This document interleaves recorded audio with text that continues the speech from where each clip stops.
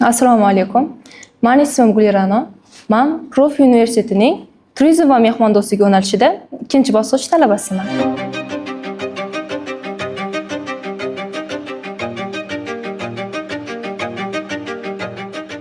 Men o'qishni bitirgan 2 yil bo'lgan bo'lsa, o'sha vaqtlari hammada bitta tushuncha bo'lgan. Xususiy universitetlar o'zi yaxshimi? Xususiy universitetlar shunda pul bersang bahoyini qo'yib beradi yoki xususiy universitetlarni bitirgandan keyin ish topa olmaysan degan muammo hammada bo'lgan. Shaxsan o'zimda ham shunaqa muammo bo'lgan. Agar bu institutga kirganimdan keyin men faqat kontraktimni to'lab, shunday yurib diplomni olib ketsam, kelajakda ish topa olmasamchi? O'zim xohlagandek bilim ola olmasamchi degan o'ylar juda ham ko'p bo'lgan. Lekin hozirgi kunda men bu institut tanlaganimdan juda ham xursandman. Hozirgi kunda turizm sohasi ancha rivojlanib bormoqda.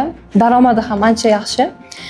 O'zim men yoshligimdan geografiyaga qiziqardim, shu turizm sohasiga qiziqardim, ko'rib o'rganib yurardim. To'g'risini aytsam, hali chetga chiqmaganman. Men shu sohani o'rganib, shu soham bo'yicha chet elga chiqib, chet eldan bilimlar, o'zimga tajribalar olib, O'zbekistonga kelib, ozgina bo'lsa ham turizm rivojlanishiga hissa qo'shish mening maqsadim. Profi universiteti menga qo'rquvni yengib o'tishni o'rgatdi. Yana diplom uchun o'qimaslikni ham o'rgatdi. Agar o'zingizda bilim bo'lsa, ishtiyoq bo'lsa, o'zingizda xohish bo'lsa, tajribangiz bo'lsa, xohlagan joyingizdan o'zingizni o'rningizni topa olasiz va xohlagan joyingizda ishlay olasiz.